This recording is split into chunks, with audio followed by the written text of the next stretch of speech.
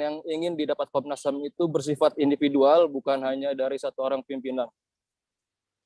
Lalu untuk menindaklanjuti pimpinan KPK yang memang belum sepenuhnya hadir dalam pemeriksaan kali ini, apakah Komnas HAM langsung akan melakukan pemanggilan kedua? Apakah sudah ada jadwal lanjutan yang diberikan dari Komnas HAM? Komnas HAM sendiri tidak memberikan jadwal pasti, tapi Komnas HAM berharap akhir bulan Juni kasus polemik soal TWK ini sudah selesai. Untuk itu 4 pimpinan lainnya diharapkan datang dengan sendirinya gitu. Baik, terima kasih banyak Ilham Rian, wartawan tribunnews.com atas laporan Anda. Selamat bertugas kembali. Kita beralih ke informasi selanjutnya, Saudara. Ketua DPP PAN Zulkifli Hasan hadir di Kota Tepian dalam rangka pelantikan pengurus DPW PAN Kaltim periode 2020-2025. Setelah pelantikan pengurus dilanjutkan dengan Rakanwil 1 PAN Kaltim. Mengenakan jaket berwarna biru dan peci hitam, Zulkifli Hasan masuk menuju ballroom Hotel Bumi Senior. Pelantikan pengurus dilakukan di hotel tersebut. Dalam acara itu rencananya juga dikabarkan hadir sekitar 13 perwakilan dari tingkat DPP. Bahkan anak Amin Rais, Ahmad Mumtaz Rais juga diperkirakan hadir dalam acara tersebut. Untuk mengetahui informasi selengkapnya, bergabung bersama saya wartawan Tribun Kaltim ada Hanifan Ma'ruf di sana. Halo Hanifan. Ya, halo, Ila. Hanifan, bisa dijelaskan target apa yang ingin dicapai oleh Ketua DPW PAN Kaltim yang baru setelah dilantik? Ya, siang tadi, tepatnya pukul 11 waktu Indonesia Tengah, telah diadakan pelantikan pengurus DPW Partai Amanat Nasional Provinsi Kalimantan Timur yang dipimpin oleh Sigit Wibowo selaku Ketua DPW PAN Kaltim yang baru. Dan dari sambutannya, Sigit Wibowo memaparkan bahwa targetnya untuk PAN Provinsi Kaltim sendiri untuk dapat segera menyiapkan diri menghadapi pemilu 2024 agar mendapatkan peluang lebih besar untuk mengusung kadernya di Pilkada 2024. Hanifan, kemudian untuk agenda dari PAN Kaltim dalam waktu dekat pasca adanya pelantikan pengurus ini seperti apa? Iya. Untuk Sigit Wibowo sendiri selaku Ketua DPW PAN Provinsi Kaltim yang baru menyampaikan ke depannya pihaknya akan segera membentuk formatur dan juga musyawarah cabang yang ada di DPD masing-masing perwakilan di kabupaten kota dan juga akan menyiapkan kader-kadernya melalui pelatihan dan juga melalui musyawarah yang ada untuk menyiapkan diri sebagai calon legislatif untuk pemilu 2024. Ini kan dalam acara tersebut Zulkifli Hasan selaku Ketua DPP PAN juga hadir dan juga melantik begitu ya. Adakah pesan yang mungkin disampaikan oleh Zulkifli Hasan pada pengurus DPW PAN Kaltim yang baru saja dilantik? Iya, kurang lebih ada 2 pesan utama dari Zulkifli Hasan untuk kader Partai Amanat Nasional Provinsi Kalimantan Timur, terutama pengurus DPW yang baru, adalah yang pertama untuk fokus dalam membantu menangani pandemi COVID-19 yang menurutnya saat ini sedang mengalami peningkatan kembali. Kemudian bagi Zulkifli Hasan sendiri mengharapkan agar kader-kader Partai Amanat Nasional di Provinsi Kalimantan Timur dapat melakukan penjaringan dengan baik untuk persiapan pemilu 2024 dan agar tokoh-tokoh yang ada di Kalimantan Timur dapat juga terjaring sebagai calon legislatif dari Partai Amanat Nasional Provinsi Kalimantan Timur. Baik, terima kasih banyak Hanifan Ma'ruf melaporkan terkait pelantikan pengurus DPW PAN Kaltim periode 2020-2025. Hanifan, selamat bertugas kembali. Kita beralih ke informasi selanjutnya, Saudara. Gadis ber-KTP Kabupaten Sragen dilaporkan terjun dari jembatan Kaliran Sungai Bengawan Solo pada Kamis 17 Juni 2021. Lokasi terjunnya gadis tersebut berada di kawasan Jembatan Besar Ring Road, Kelurahan Mojosongo, Kecamatan Jebres, Kota Solo. Dari identitas wanita tersebut, sosoknya merupakan warga dusun Gumantar Desa Panggadung, Kecamatan Karangmalang, Kabupaten Sragen. Di lokasi kejadian, warga juga menemukan barang-barang milik yang bersangkutan. Untuk mengetahui bagaimana informasi terkininya, Telah tersambung bersama saya wartawan Tribun Solo, ada Fristin di sana. Halo, selamat sore Fristin. Selamat sore Nila. Fristin, bisa dijelaskan untuk kronologi kejadian hingga terungkap adanya seorang wanita yang nekat melompat seperti apa? Baik, dari pengakuan dari Kapolsek Pondok Rejo itu S. Widiatmoko, dari hasil olah TKP di lapangan menyatakan bahwa dari saksi adanya korban atau diketahui membawa sepeda motor dari arah barat menuju ke jembatan Mojosongo itu di ring road, dan akan tetapi saat berhenti dia langsung lepas helm dan jaket dan tiba-tiba langsung meloncat. Dari situlah kesaksian dari warga dilaporkan ke pihak kepolisian. Kepolisian bersama dengan relawan yang ada mencari keberadaan sosok gadis tersebut sehingga sampai pukul 11.30 tadi telah ditemukannya sosok wanita tersebut dengan keadaan selamat di daerah Gondang Rejo. Untuk identitas dari wanita tersebut apakah sudah diketahui? Untuk sampai sekarang identitas sudah diketahui, akan tetapi dari pihak kepolisian juga melakukan pendampingan secara menyerata terhadap korban, mengingat pada hari ini ataupun tadi korban sempat syok dan masih lemah, tidak bisa dilakukan keterangan secara mendetail apakah benar KTP yang ditemukan di lokasi benar milik dari korban yang terjatuh ataupun yang ditemukan oleh warga setempat. Baik, Fristin, ini kan juga beredar informasi bahwa wanita tersebut, sang wanita melakukan aksi bunuh diri begitu. Apakah memang seperti itu atau terjatuh atau seperti apa informasi dari pihak kepolisian? Untuk sampai sekarang pihak kepolisian masih belum bisa memastikan ataupun motif dari gadis itu tersendiri, mengingat dari kesaksian warga bahwa benar adanya gadis yang loncat dari jembatan, tapi belum diketahui apakah dia terpeleset atau berniat untuk bunuh diri. Untuk saat ini, Fristin, apakah dari keluarga wanita tersebut, keluarga korban sudah menemui yang bersangkutan dan juga mendampingi korban? Setelah adanya kabar dari gadis itu terjatuh ataupun loncat dari jembatan, pihak keluarga sudah dihubungi pihak kepolisian dan langsung datang ke lokasi. Setelah datang di lokasi mendapatkan kabar adanya penemuan seorang gadis itu sendiri, barulah pihak keluarga menuju lokasi penemuan. Namun saat di lokasi penemuan, korban sudah dibawa ke puskesmas terdekat, tepatnya di Gondang Rejo. Saat dilakukannya pemeriksaan, pihak kedokteran dan juga dari arahan kepolisian dan saran dari keluarga dirujuk ke Kota Solo, tepatnya di Rumah Sakit Wan, Dr. Wan di Kandang Sapi Solo. Dan untuk keadaannya dari pihak keluarga ataupun kepolisian menyatakan bahwa keadaan saat ini sudah membaik, akan tetapi belum bisa dilakukan keterangan ataupun meminta keterangan terhadap motif ataupun tujuan korban jatuh atau loncat dari jembatan itu sendiri. Baik, terima kasih banyak Fristin atas laporan Anda. Selamat bertugas kembali. Kami jeda sejenak, saudara. Setelah ini masih akan ada beragam informasi yang kami hadirkan untuk Anda. Tetap di Live Update. Oke, apa kabar Bang Arief di sini untuk strateginya? Kalau saya sendiri di Jumit 37 ini yang semalam baru mulai, saya udah pasti. Sebenarnya aku nggak ngerasa itu penangkapan atau penggerebegan atau apapun itu, karena gini loh, posisinya aku kriteria. Jadi kita mengenal disebut dengan stroke yang tidak berdarah dengan stroke yang berdarah. Stroke yang tidak berdarah itu biasanya ditandai dengan adanya penyumbatan. Kalau itu terjadi di sini mungkin pikirnya tidak ke situ kali ya, tapi kalau di Korea atau di Kamboja itu ada beberapa paper yang saya itu mas, ya. Dulunya tukang koran. Oh gitu ya. Tukang koran. Ya, saya baca itu Pak. Tuh kan pernah baca kan? Ya. Jadi kalau saya jadi pangdam itu udah bersyukur banget. Si anak ini dijadikan sebagai tersangka begitu. Ya kalau ini kita bicara yang di luar kasus Sukondo ya. Dengan nama hujan shower, di mana terdapat batas jelas antara daerah hujan dan tidak hujan yang biasanya terjadi pada fase awal mature stage atau tahap berbahaya dewasa. itu Kang.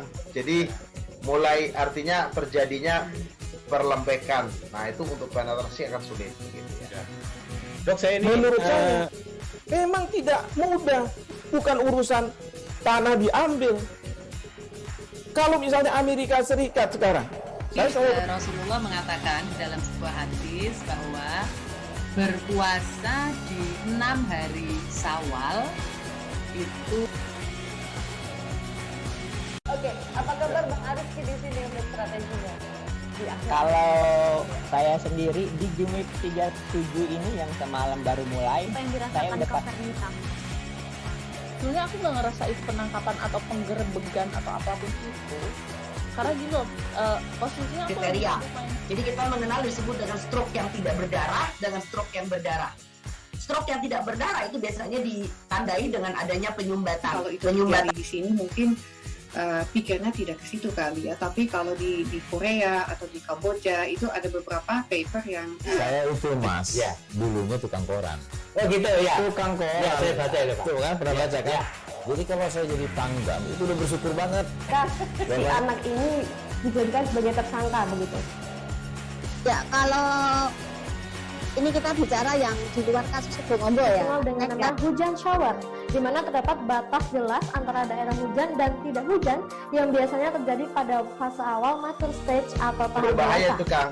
Jadi mulai artinya terjadinya perlempekan. Nah itu untuk penetrasi akan sulit. Gitu ya. Dok, saya ini menurut saya memang tidak mudah, bukan urusan tanah diambil. Kalau misalnya Amerika Serikat sekarang, Rasulullah mengatakan dalam sebuah hadis bahwa berpuasa di 6 hari Syawal itu. Oke, apa kabar Bang Ariski di sini untuk strateginya? Kalau saya sendiri di Jumit 37 ini yang semalam baru mulai, saya udah sebenarnya aku nggak ngerasa itu penangkapan atau penggerebegan atau apapun itu, karena gini loh, posisinya aku kriteria. Jadi kita mengenal disebut dengan stroke yang tidak berdarah dengan stroke yang berdarah. Stroke yang tidak berdarah itu biasanya ditandai dengan adanya penyumbatan. Kalau itu terjadi di sini mungkin pikirnya tidak ke situ kali ya, tapi kalau di Korea atau di Kamboja itu ada beberapa paper yang saya itu mas, ya dulunya tukang koran. Oh gitu ya, Tukang koran. Ya, saya baca ya, Pak. Tuh kan pernah baca kan? Jadi kalau saya jadi pangdam itu udah bersyukur banget. Si anak ini dijadikan sebagai tersangka begitu.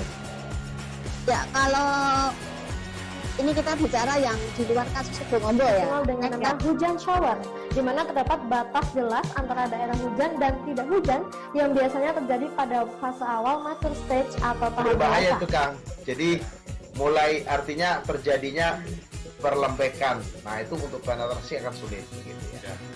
Dok, saya ini menurut saya memang tidak mudah, bukan urusan tanah diambil.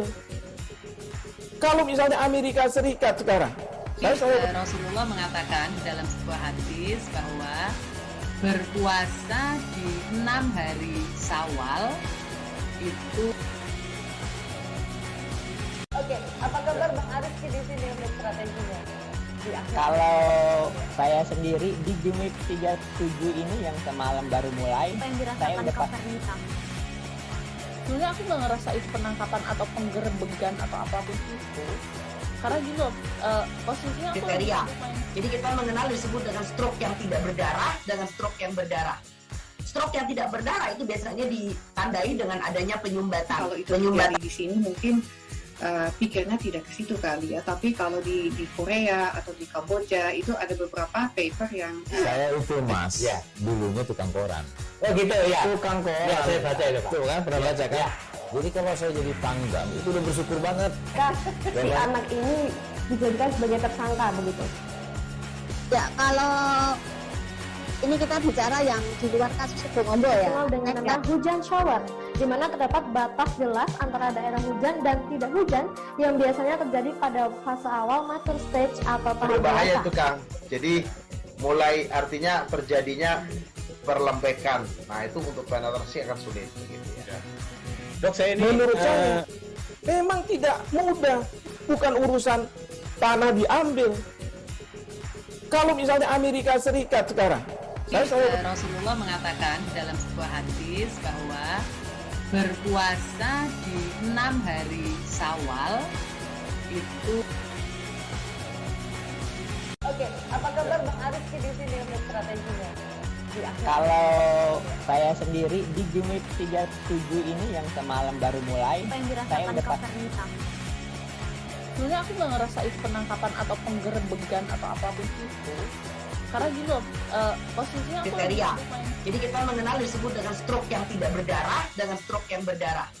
Stroke yang tidak berdarah itu biasanya ditandai dengan adanya penyumbatan. Kalau itu terjadi di sini mungkin pikirnya tidak ke situ kali ya. Tapi kalau di Korea atau di Kamboja itu ada beberapa paper yang Saya itu mas, dulunya tukang koran.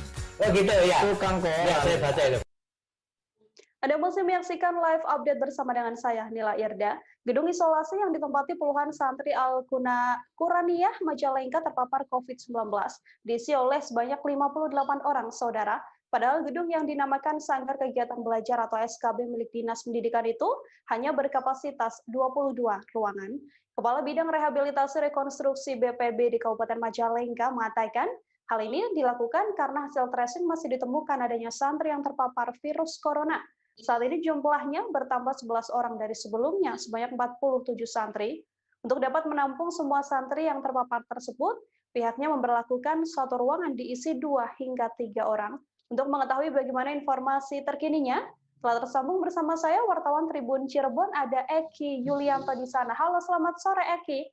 Selamat sore Mbak Nila. Eki, bisa dijelaskan kenapa akhirnya Satgas COVID-19 Kabupaten tetap memaksa menampung seluruh santri yang terpapar COVID-19 di satu tempat dengan jumlah ruangan yang terbatas ini? Ya, baik. Menurut informasi yang saya terima, kenapa Satgas COVID Kabupaten masih melakukan keterpaksaan untuk menampung seluruh santri yang berjumlah 58 orang di gedung SKB.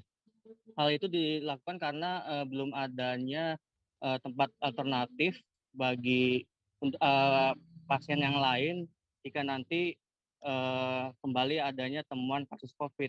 Namun tadi informasi yang saya dapatkan, Bupati Majalengka karena Sobay mengatakan bahwa pihaknya atau Satgas COVID Kabupaten sudah melakukan peninjauan di salah satu tempat, yakni di gedung GGM. Gedung GGM sendiri nantinya berkapasitas lebih dari yang saat ini yang berjumlah 22 ruangan. Nah, secara teknis, meskipun demikian, Satgas atau petugas sendiri tidak semena-mena untuk menampung seluruh pasien. Jadi teknisnya bagi pasien yang tidak bergejala akan ditempatkan satu ruangan, namun tidak ditempatkan bagi yang bergejala atau yang lainnya. Demikian, Mbak. Untuk Satgas COVID-19 sendiri, apakah sudah memiliki alternatif lokasi isolasi jika nantinya masih ada lonjakan kasus COVID-19 di sana? Ya, Bupati Majalengka tadi siang sudah saya konfirmasi bahwa ada beberapa tempat yang tadi saya sebutkan, selain di GGM ada juga di Balai Ikan yang berada di Kelurahan Babakan Jawa. Namun saat ini mereka Satgas COVID belum bisa menggunakan karena masih membutuhkan beberapa persiapan, diantaranya salah satunya itu anggaran. Demikian. Eki, selanjutnya apa saja untuk pasien COVID-19? Hal-hal apa, kegiatan apa yang dilakukan mereka selama masa isolasi di tengah keterbatasan ruangan begitu ya? Apakah kebutuhan gizi mereka juga terjamin dengan baik? Ya, petugas sendiri untuk menjamin para pasien ini menaikkan imun atau memperbaiki gizinya, tentunya petugas memberi makan dan tambahan gizi sebanyak 3 kali sehari.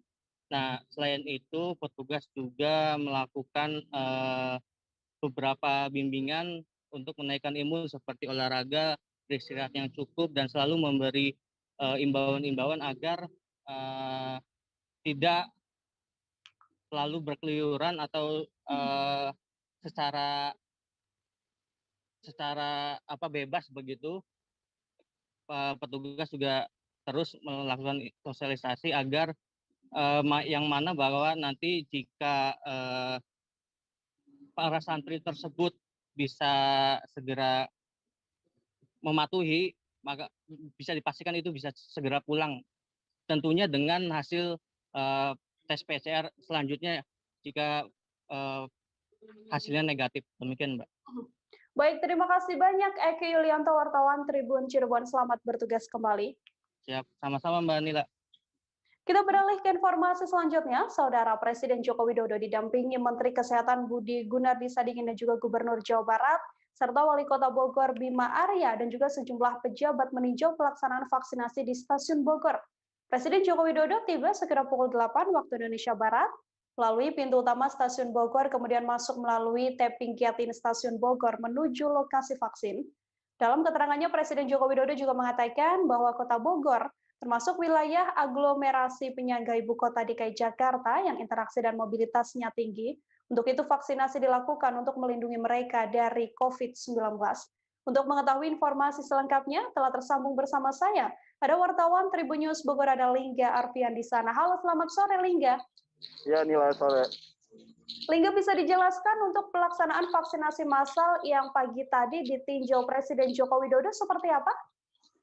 Ya, Nila, pagi tadi Presiden Joko Widodo didampingi oleh Menteri Kesehatan Budi, kemudian Gubernur Jawa Barat Ridwan Kamil dan Wali Kota Bogor melakukan peninjauan vaksinasi massal. Vaksinasi massal di Stasiun Bogor ini merupakan hari pertama. Sebelumnya, para peserta ini mengikuti pendaftaran terlebih dahulu yang sudah dibuka oleh pihak PT KAI dan Dinas Kesehatan Kota Bogor. Selanjutnya mereka diberi undangan dan pagi tadi mereka melaksanakan vaksinasi penyuntikan dosis pertama di Stasiun Bogor. Pelaksanaannya terpantau cukup lancar. Tadi diawali dengan masyarakat melakukan pendaftaran terlebih dahulu, kemudian masuk di meja screening, kemudian langsung melakukan penyuntikan vaksinasi. Tadi juga Presiden Joko Widodo sempat berbincang dengan beberapa peserta vaksin dan petugas kesehatan yang melakukan vaksin. Seperti itu, Mila. Lingga, kemudian untuk jumlah dosis vaksin, dari mana lokasi vaksin yang digunakan dalam vaksinasi massal kali ini?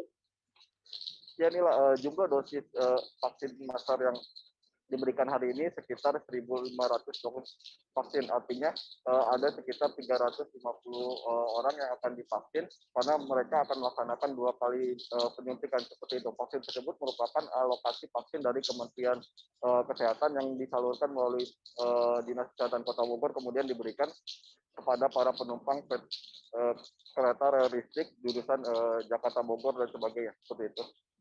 Dari peninjauan yang kemudian telah dilakukan oleh Presiden Joko Widodo didampingi oleh sejumlah petinggi juga begitu ya, apa arahan yang diberikan oleh Presiden Joko Widodo dan apa tanggapan dari Wali Kota Bogor sendiri terkait hal-hal dan juga arahan yang diberikan oleh Presiden Jokowi? Ya, inilah Presiden Joko Widodo mengharapkan adanya percepatan vaksinasi massal yang dilaksanakan di setiap daerah di Indonesia, terutama lokasi-lokasi daerah yang berada di kawasan aglomerasi yang merupakan menjadi satu klaster seperti Jakarta, Bogor, Bekasi, Depok, Tangerang, dan Kabupaten Bogor, seperti itu. Tadi juga Wali Kota Bogor menanggapi bahwa pihaknya siap bersedia karena saat ini Kota Bogor sudah melakukan vaksinasi massal setiap hari di beberapa tempat. Hal itu juga yang nantinya akan ditargetkan secepat mungkin sehingga pada bulan Agustus nanti pelaksanaan vaksinasi massal sudah optimal gitu, sudah berjalan maksimal seperti itu. Target lanjutan seperti apa terkait vaksinasi yang akan dilakukan di Kota Bogor, Lingga? Ya, tadi Wali Kota Bogor berharap adanya alokasi vaksin yang lebih gitu untuk Kota Bogor karena dari target yang sudah ditentukan pihaknya juga masih kekurangan vaksin, artinya pemerintah Kota Bogor terus melakukan koordinasi dengan Kementerian Kesehatan agar mendapat alokasi vaksin lebih banyak sehingga banyak warga Kota Bogor dan mereka yang beraktivitas di luar kota juga yang merupakan warga Bogor bisa divaksin agar bisa terlindung dari penyebaran COVID-19 seperti itu, Nila. Tadi saudara, Lingga juga telah melakukan wawancara dengan Wali Kota Bogor. Berikut liputannya untuk Anda. Teman-teman. Mbak, mungkin bisa dijelaskan Mbak tadi pelaksanaan vaksinasi yang dijalankan. Jadi hari ini Presiden meninjau pemberian vaksin kepada pengguna kereta api, ada juga petugas yang terkait dengan layanan kereta api, ada komunitas ya, jumlahnya total 1.500 yang akan dilakukan dalam waktu 2 hari. Ini adalah orang-orang yang sehari-hari menggunakan layanan kereta api. Presiden menekankan tadi kepada Pak Menteri Kesehatan agar diprioritaskan 2 hal ya. Yang pertama adalah pengguna layanan transportasi, baik kereta, bis, dan lain-lain ya. Karena inilah yang sangat rawan, sangat riskan untuk terpapar ya pengguna transportasi lintas wilayah. Yang kedua, Presiden juga meminta Pak Menteri untuk secara khusus memperhatikan wilayah penyangga Ibu Kota Jakarta. Ya, karena Jakarta sekarang sedang tinggi dan terintegrasi dengan wilayah sekitarnya termasuk Bogor. Nah, Presiden menanyakan kepada saya tadi angka capaian vaksin di Kota Bogor. Ya, saya sampaikan dari target sekitar 760.000 keseluruhan.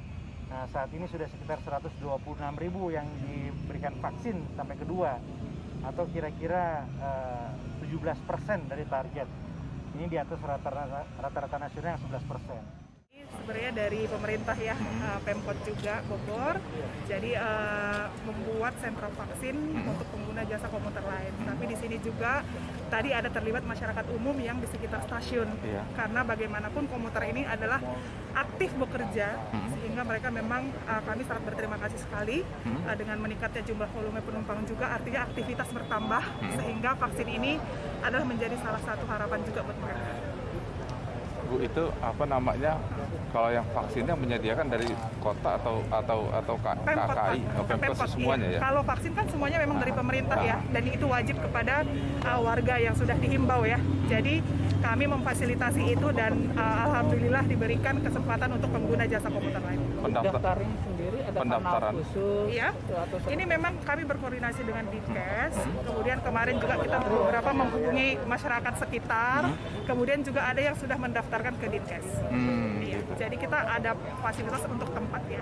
Gitu. Namun untuk penumpang juga yang belum vaksin boleh datang, kita ada 1.500 2 hari ini ya. Jadi dari hari ini sampai besok ada 1.500 pertama ini. Iya.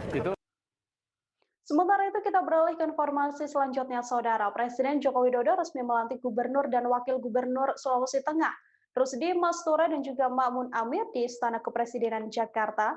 Adapun Rusdi Masturi dan juga Ma'mun Amir menang melalui pemilihan kepala daerah atau Pilkada 2020 lalu. Pasangan nomor urut 2 itu mengungguli pesaingnya Hidayat Lamakarate dan juga Bartolomeus Tandigala. Pasca dilantik, Gubernur Sulawesi Tengah Rusdi mengatakan dirinya dan Wakil Gubernur Ma'mun Amir akan langsung fokus bekerja.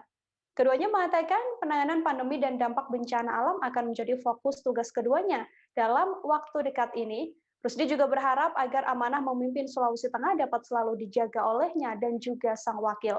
Untuk mengetahui bagaimana informasi terkini dan juga kondisi kediaman gubernur terpilih tersebut, telah tersambung bersama saya, wartawan Tribun Palu, ada Nur Saleha di sana. Halo Nur Saleha. Ya, halo Nila. Nur Saleha, bisa dijelaskan untuk kondisi terkini dari kediaman gubernur terpilih Sulteng pasca pelantikan ini seperti apa? Ya, kondisi saat ini di kediaman Gubernur Sulteng sedang diadakannya latihan untuk penyambutan gubernur yang akan dikabarkan akan tiba besok pagi sekitar pukul 8 waktu Indonesia Tengah. Nah, di kediaman ini juga sudah ada berdiri tenda-tenda yang akan ditempati oleh tamu-tamu undangan, dan juga sudah ada 20 karangan bunga yang masih ada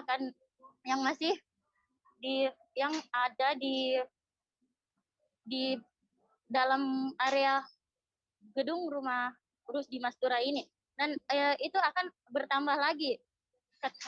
Diperkirakan sebentar juga akan ada datang 10 karangan bunga yang diberikan kepada Rusdi Mastura. Baik. Saleha, untuk kesiapan apa saja yang berdasarkan pantauan Anda di lapangan yang memang sudah ada di kediaman gubernur terpilih ini? Ya, sekarang ini pantauan sekarang ini sedang dilakukan. Nah, persiapan menyambut adat Kaili, yaitu adat Kaili, yaitu halo? Iya? Ya. Iya. Kesiapannya menyambut kedatangan gubernur akan memakai adat Kaili yang pada ruang tengah dari kantor dari gedung rumah gubernur itu ada povia adat. Yang povia adat, tempat duduk itu disebut Gadera Ponturo, yang artinya tempat duduk untuk raja atau pemimpin Sulawesi Tengah atau tidak orang spesial yang ada di Sulawesi Tengah. Dan itu nanti akan diduduki oleh gubernur Sulawesi Tengah dan wakil gubernurnya serta istri dari gubernur Sulawesi Tengah. Ya. Saleha, kemudian untuk keamanan sendiri di kediaman gubernur saat ini seperti apa, dan juga mungkin bisa dijelaskan terkait kedatangan yang bersangkutan nanti gubernur terpilih Sulteng ini untuk untuk protokol kesehatan yang diberlakukan pada saat acara seperti apa nantinya? Ya, protokol kesehatannya itu di sini sudah ditempati banyak di titik-titik tertentu tempat cucian tangan dan hand sanitizer. Nah, di situ juga ada Satpol PP dan petugas damkar untuk mengantisipasi keamanan yang akan terjadi nanti. Dan sekarang ini telah juga dilangsungkan penyemprotan desinfektan oleh Satuan Brimob dari Polda Sulawesi Tengah. Baik, terima kasih banyak Nur Saleha atas laporan Anda melaporkan langsung dari kediaman gubernur terpilih Sulteng pasca pelantikan. Kita jeda sejenak, saudara. Setelah ini masih akan ada beragam informasi lain, tetap di live update. Oke, apa kabar Bang Ariski di sini untuk strateginya? Kalau saya sendiri di Jumik 37 ini yang semalam baru mulai, saya udah pasti. Sebenarnya aku nggak ngerasa itu penangkapan atau penggerebegan atau apapun itu, karena gitu posisinya aku kriteria. Jadi kita mengenal disebut dengan stroke yang tidak berdarah dengan stroke yang berdarah. Stroke yang tidak berdarah itu biasanya ditandai dengan adanya penyumbatan. Kalau itu terjadi di sini mungkin pikirnya tidak ke situ kali ya, tapi kalau di Korea atau di Kamboja itu ada beberapa paper yang saya itu Mas, ya, dulunya tukang koran. Oh gitu ya. Tukang koran. Ya, saya baca itu Pak. Tuh kan pernah baca kan? Ya. Jadi kalau saya jadi Pangdam itu udah bersyukur banget. Si anak ini dijadikan sebagai tersangka begitu. Ya, kalau ini kita bicara yang di luar kasus Bongombo ya. Dikenal dengan nama hujan shower, di mana terdapat batas jelas antara daerah hujan dan tidak hujan yang biasanya terjadi pada fase awal mature stage atau tahap berbahaya dewasa. itu Kang. Jadi mulai artinya terjadinya perlembekan. Nah itu untuk penetrasi akan sulit begitu ya. Dok, saya ini menurut saya memang tidak mudah, bukan urusan tanah diambil. Kalau misalnya Amerika Serikat sekarang, Rasulullah mengatakan dalam sebuah hadis bahwa berpuasa di 6 hari Syawal itu. Oke, apa kabar Bang Ariski di sini untuk strateginya? Kalau saya sendiri di Jumik 37 ini yang semalam baru mulai, saya udah pasti. Sebenarnya aku nggak ngerasa itu penangkapan atau penggerebegan atau apapun itu, karena gitu posisinya aku kriteria. Jadi kita mengenal disebut dengan stroke yang tidak berdarah dengan stroke yang berdarah. Stroke yang tidak berdarah itu biasanya ditandai dengan adanya penyumbatan. Kalau itu terjadi di sini mungkin pikirnya tidak ke situ kali ya, tapi kalau di Korea atau di Kamboja itu ada beberapa paper yang saya itu Mas, ya, dulunya tukang koran. Oh gitu ya. Tukang koran. Ya, saya baca itu Pak. Tuh kan pernah baca kan? Ya. Jadi kalau saya jadi Pangdam itu udah bersyukur banget. Si anak ini dijadikan sebagai tersangka begitu. Ya, kalau ini kita bicara yang di luar kasus Bongombo ya. Dikenal dengan nama hujan shower, di mana terdapat batas jelas antara daerah hujan dan tidak hujan yang biasanya terjadi pada fase awal mature stage atau tahap berbahaya dewasa. itu Kang. Jadi mulai artinya terjadinya perlembekan. Nah itu untuk penetrasi akan sulit begitu ya. Dok, saya ini menurut saya memang tidak mudah, bukan urusan tanah diambil.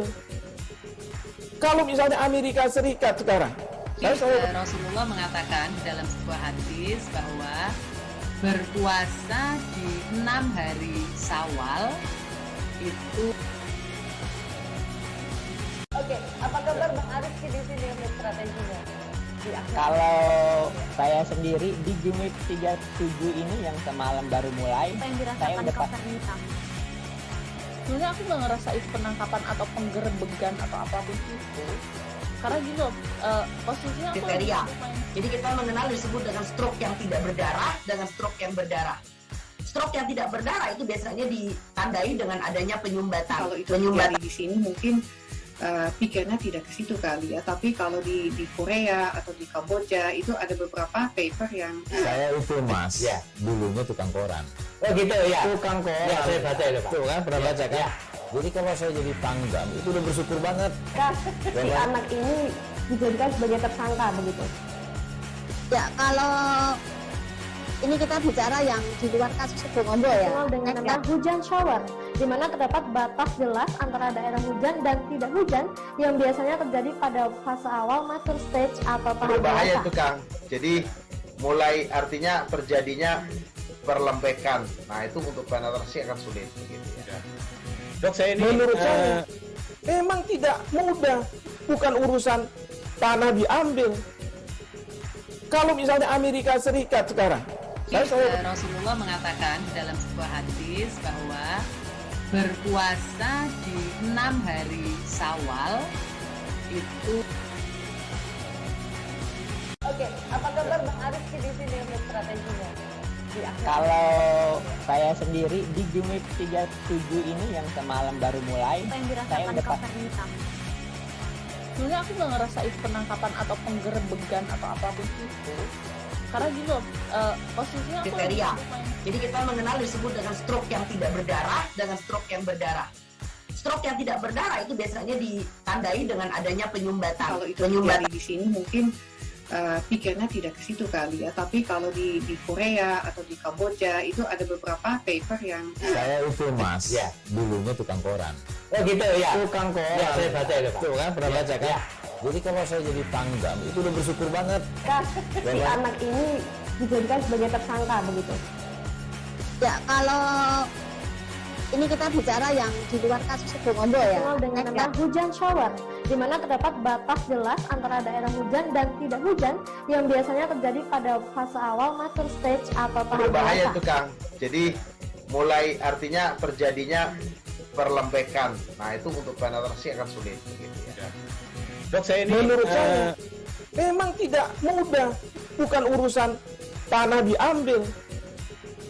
Kalau misalnya Amerika Serikat sekarang, Rasulullah mengatakan dalam sebuah hadis bahwa berpuasa di 6 hari Syawal itu. Oke, apa kabar Bang Arief di sini untuk strateginya? Kalau saya sendiri di Jumit 37 ini yang semalam baru mulai, saya udah Sebenarnya aku nggak ngerasa itu penangkapan atau penggerebegan atau apapun itu. Karena gini loh, posisinya aku kriteria. Terima kasih Anda masih menyaksikan live update saudara. Kita beralih ke informasi selanjutnya. Acara For Hand Dinner diadakan oleh 4 Point Surabaya dan juga Aqua Reflection. Para tamu yang hadir akan dijamu kuliner lintas Eropa hingga Mediterania yang mana merupakan area lobi 4 Point Surabaya. Kuliner yang dihadirkan merupakan kreasi dari Chef Chandra Yudaswara yang dikenal sebagai selebriti chef serta Chef The Party 4 Point Surabaya yakni Chef Agustinus. Bagaimana informasi selengkapnya terkait For Hand Dinner di 4 Point Surabaya ini? Telah tersambung bersama saya, wartawan surya.co.id, ada Akira Tandika di sana. Halo, Akira, selamat sore. Halo, selamat sore, Nila. Akira, bisa dijelaskan apa sebenarnya acara For Hand Dinner ini? Oke, baik.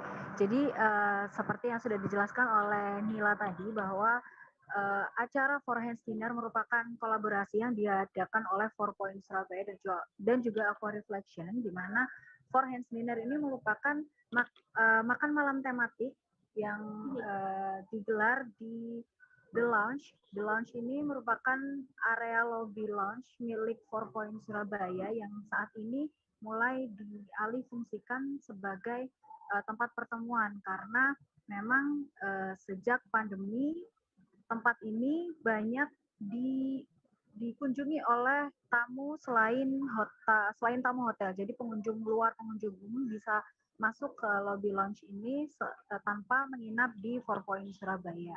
Begitu.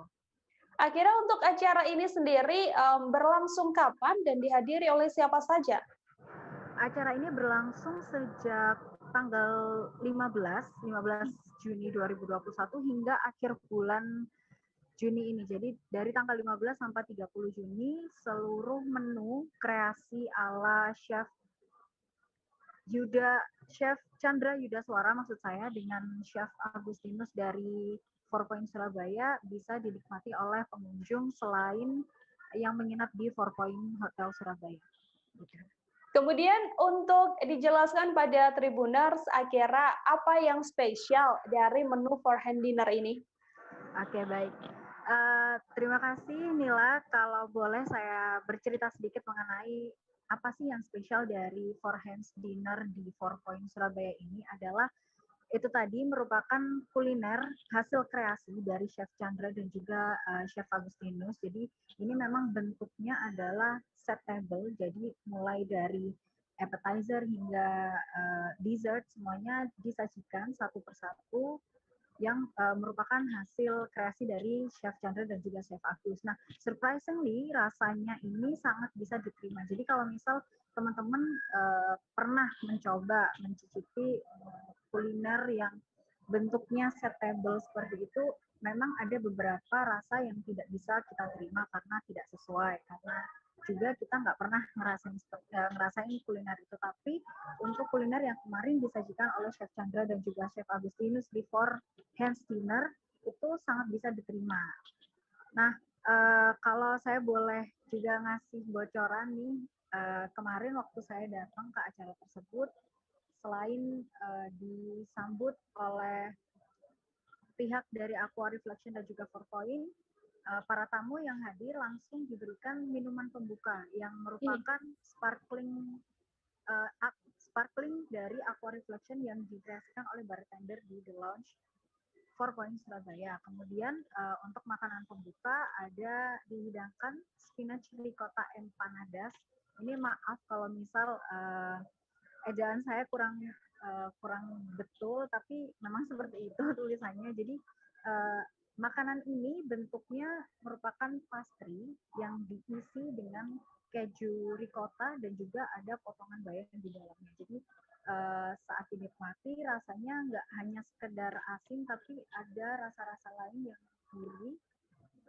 Kemudian ditambah dengan saus salsa yang manis dan asam serta ada pasta kacang polong. Itu untuk appetizer. Kemudian ada main course dari 1 sampai 4. Jadi main course yang pertama itu merupakan kreasi dari Chef Agus yang bernama ensalada al salmone. Jadi memang basicnya dia adalah salmon bakar yang kemudian disajikan bersama salad. Kemudian masuk ke second course-nya ini baru merupakan kreasi dari Chef Chandra, yaitu dinamakan The Sea. The Sea ini seperti namanya, kalau kita tahu dia basicnya adalah seafood dari lobster yang kemudian dimakan bersama apel dan juga jeruk, kemudian disiram dengan saus cream fresh. Jadi yang spesialnya dari makanan ini adalah buat teman-teman yang nggak suka seafood akan tetap bisa makan karena rasa amis dari lobster dan juga beberapa bahan laut lainnya itu nggak terasa di hidangan ini.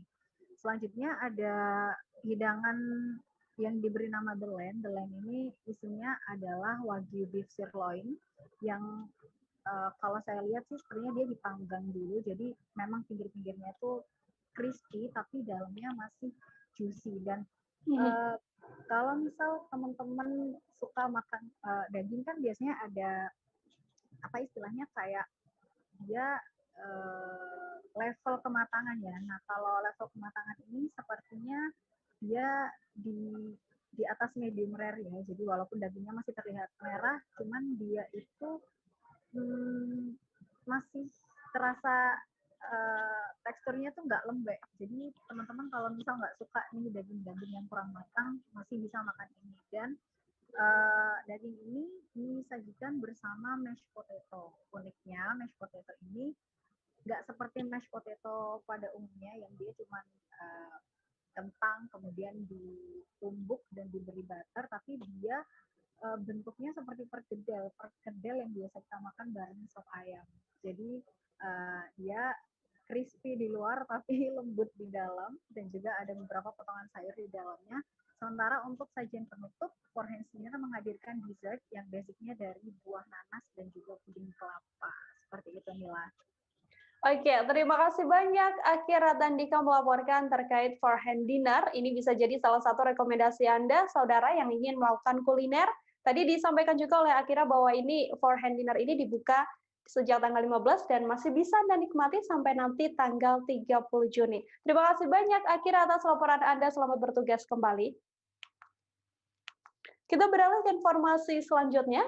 Berdasarkan hasil pemilihan Rektor Universitas Haluoleo Pilrek UHO 2021, Profesor Muhammad Zamrun Firihu terpilih dengan 121 suara di Pilrek UHO 2021 ini. Prof. Zamrun sebelumnya merupakan Rektor UHO Kendari periode 2016-2021.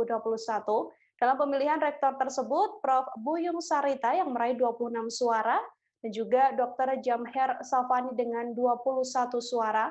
Proses penghitungan suara pada Pilrek UHO periode 2021 hingga 2024 ini telah berakhir pada Rabu 16 Juni 2021 petang. Untuk mengetahui informasi selengkapnya, telah tersambung bersama saya, ada wartawan Tribun News Ultra, ada Amelda Devi di sana. Halo Amelda. Halo Nila. Amelda, bisa diinformasikan untuk detailnya hasil pemilihan Rektor Universitas Haluoleo ini seperti apa? Ya, baik Nila. Dari total suara yang seperti Nila sampaikan tadi bahwa Prof. Zamrun memperoleh 121 suara, kemudian Jamhir memperoleh 21 suara, dan Buyung memperoleh 26 suara. Jadi total suara yang diperoleh itu berasal dari 65% anggota Senat, kemudian 35% suara kementerian. Untuk diketahui anggota Senat itu seluruhnya ada 113, namun yang hadir saat Pilrek kemarin itu ada 109 orang. Jadi hasil perhitungan berdasarkan kehadiran, kemudian setelah dikonversi jumlah suara menteri yang dihitung 35/65 dikali 109 sesuai jumlah anggota Senat yang hadir, didapatkan hasil 59 suara untuk menteri. Sehingga diperoleh total suara itu 168. Untuk sosok dari Prof. Zamrun ini sendiri seperti apa, Amelda? Mungkin bisa diinformasikan? Ya, baik. Jadi Prof. Zamrun ini sebelumnya merupakan rektor juga dari periode 2016 sampai 2021 ini, kemudian kali ini terpilih untuk kedua kalinya untuk periode 2021 hingga 2025. Nah, sosok Prof. Zamrun ini sendiri dikenal begitu akrab dengan beberapa mahasiswa juga. Kemudian untuk diketahui, Prof. Zamrun ini merupakan dosen dari Fakultas MIPA, khususnya di konsentrasi kimia. Maksud saya fisika. Yang juga telah menjabat sebagai rektor sebelumnya dan juga merupakan seorang dosen. Setelah terpilih kembali begitu ya untuk menjadi rektor Universitas Haluoleo ini, apakah memang ada visi misi baru yang ingin dilanjutkan atau pernyataan dari beliau, Amelda? Iya, seperti yang diketahui, visi misi beliau itu untuk membangun, melanjutkan visi misi sebelumnya dan memajukan kampus Universitas Haluoleo, ya tentunya dengan berkoordinasi lagi dengan para stakeholder yang ada, dan juga sempat disampaikan harapan dari Ketua Senat juga sendiri bahwa diharapkan ini Prof. Zamrun bisa mengemban tugasnya dengan baik. Baik, terima kasih banyak Amelda Devi atas laporan Anda terkait hasil pemilihan Rektor Universitas Halu Oleo untuk periode 2021 hingga mendatang. Kita beralih ke informasi selanjutnya, Saudara. Memperingati hari ulang tahun Kota Palembang yang ke-1338 tahun, pemerintah Kota Palembang terus berbenah. Sejak 5 tahun terakhir, Kota Palembang memang sudah banyak melakukan pembangunan yang saat ini telah dirasakan oleh warga Kota Palembang. Salah satunya adalah dengan restorasi Sungai Sekanak Lambidaro yang saat ini menjadi mega proyek Kota Palembang yang tengah dimulai pengerjaannya. Proyek bernilai 1,4 triliun atau 250 miliar ini terus dikejar oleh pemerintah Kota Palembang yang ditargetkan akan selesai pada tahun 2023 mendatang. Untuk mengetahui informasi selengkapnya, telah tersambung bersama saya ada wartawan Tribun Sumsel di sana, Sri Hidayatun. Halo, Sri, selamat petang. Selamat petang, Nila. Bisa dijelaskan pada Tribuners apa saja program-program strategis dari Kota Palembang yang saat ini sedang tengah dikerjakan?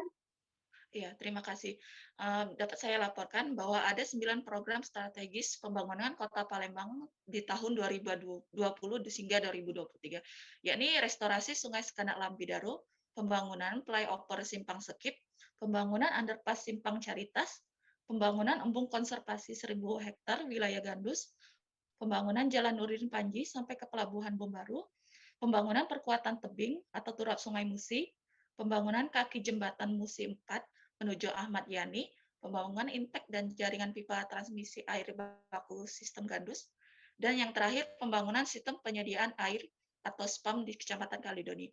Nah, dari 9 program strategis ini memang salah satu mega proyek yang ada yang menjadi andalan pemerintah Kota Palembang adalah pembangunan restorasi Sungai Sekanak Lambidaro, karena pemerintah Kota Palembang menggelontorkan biaya sebesar 250 miliar untuk pembangunan proyek ini. Apa yang menjadi tujuan utama dari restorasi Sungai Sekanak Lambidaro ini? Iya, memang tujuan proyek restorasi Sungai Sekanak Lambidaro ini selain untuk mencegah, mengendalikan banjir maksud saya di Kota Palembang, tentunya untuk juga restorasi Sungai Sekanak Lambidaro ini untuk mengembalikan kembali kejernihan air Sungai Musi. Nah, nantinya setiap limbah yang ada di sepanjang Sungai Sekanak Lambidaro ini akan tersambung dengan instalasi pengelolaan air limbah atau IPAL di Sungai Selayur. Nah, sehingga nanti air yang masuk di sungai itu tidak akan tercemar lagi.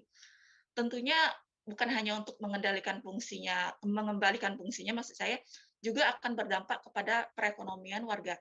Karena pemerintah juga akan menjadikan ini destinasi wisata baru yang konsepnya nanti perahu besar itu bisa berlayar di sepanjang Sungai Sekanak Lambidaro sehingga menarik perhatian dari wisatawan yang datang ke Palembang, Mila. Untuk saat ini proses dan juga progres pembangunan dari Sekanak Lambidaro ini sudah sejauh apa? Oke, memang sempat terhenti di tahun 2020 karena pandemi COVID-19. Sekarang pemerintah Kota Palembang melanjutkan lagi mega proyek restorasi Sungai Sekanak Lambidaro ini sepanjang 11 km. Dan saat ini sudah 1 km yang rampung, Nila, yang berada tepatnya di samping kantor wali kota hingga Jembatan Karang. Dan saat ini sedang tahap pengerjaan proyek kedua yang sempat terhenti di tahun lalu. Nah, satu hari menjelang ulang tahun Kota Palembang hari ini, kemarin wali kota Palembang Harnojoyo melakukan peninjauan di salah satu bagian dari restorasi Sungai Sekanak Lambidaro ini, tepatnya di Lebak Cindo, yang saat ini pengerjaannya sudah hampir 90%. Memang ditargetkan pengerjaan proyek semuanya ini seluruhnya terampung di tahun 2023. Demikian, Nila.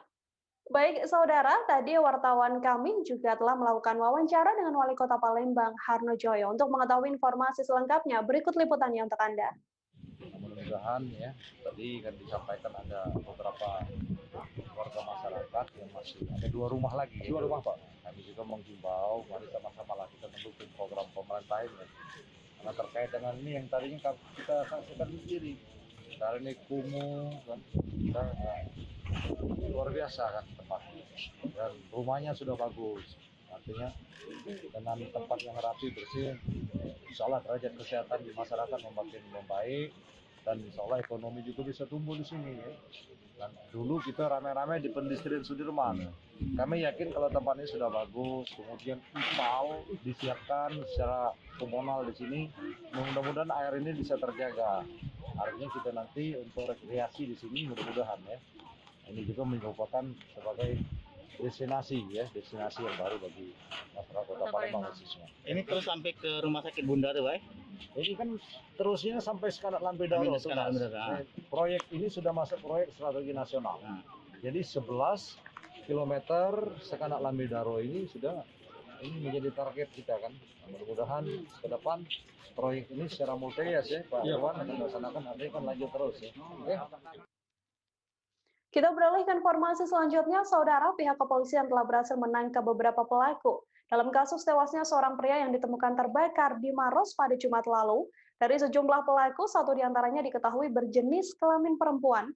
Sebelum dihabisi, korban diketahui sempat dipukuli di rumah wanita muda tersebut. Dari fakta pihak kepolisian, sebelum dibakar, korban sebelumnya telah dibunuh di sebuah hotel. Mayatnya kemudian dibawa oleh para pelaku ke Maros menggunakan mobil rental, kemudian dibakar untuk menghilangkan jejak. Untuk mengetahui bagaimana informasi selengkapnya terkait kasus pembunuhan ini, telah tersambung bersama saya wartawan Tribun Timur ada Muslimin Emba di sana. Halo Emba.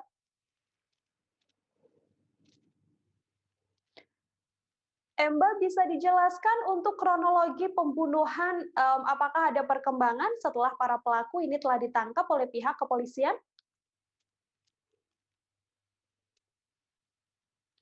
Emba, kami masih belum berhasil mendengarkan suara Anda.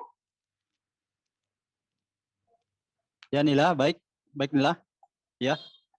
Oke, Emba bisa dijelaskan ini kan beberapa pelaku pembunuhan dari pria yang mayatnya ditemukan terbakar sudah berhasil ditangkap oleh pihak kepolisian. Bisa dijelaskan untuk kronologi pembunuhan ini seperti apa setelah para pelaku telah berhasil ditangkap?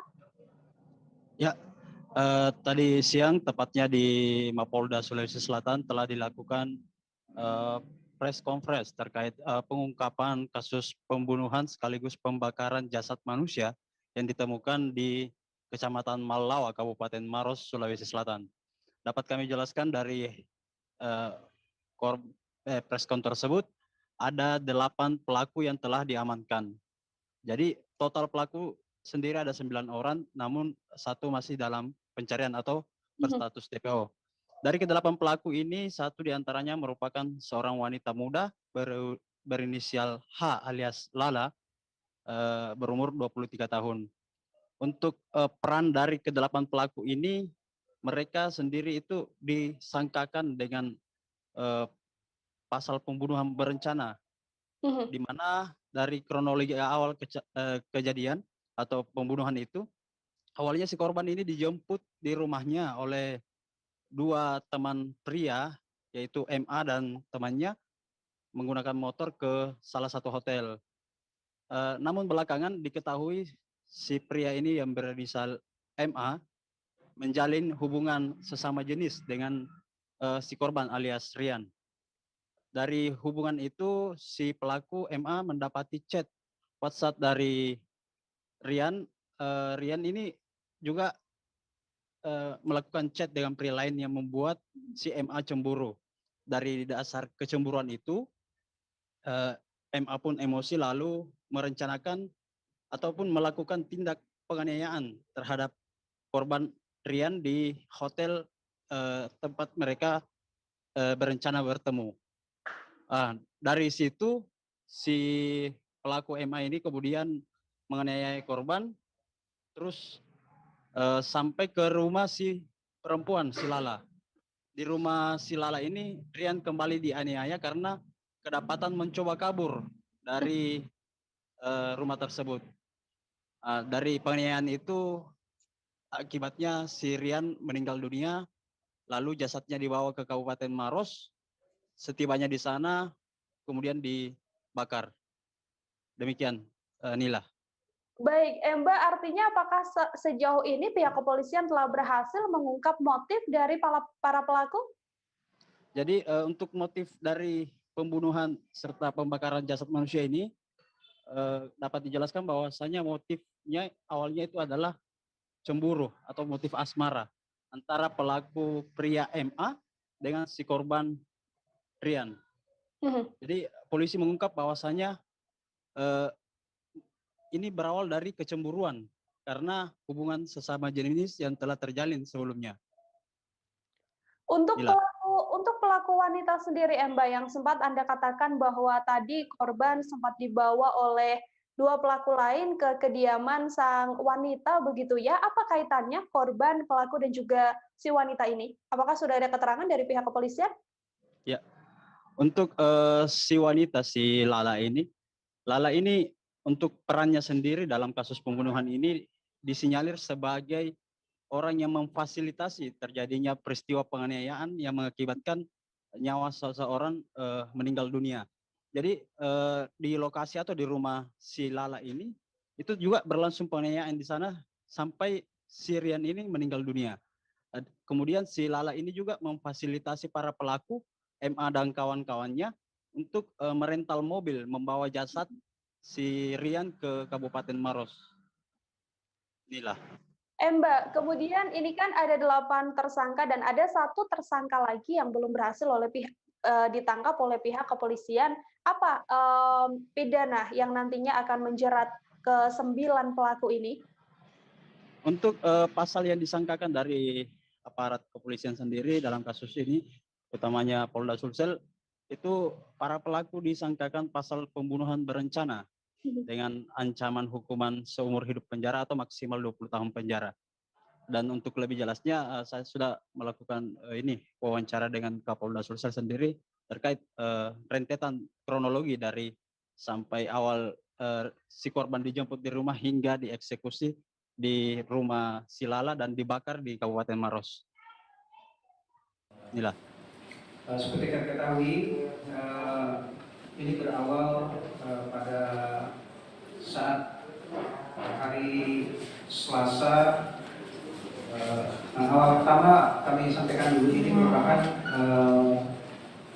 kasus yang terkait juga dengan jaringan prostitusi yang kita sedang jalani.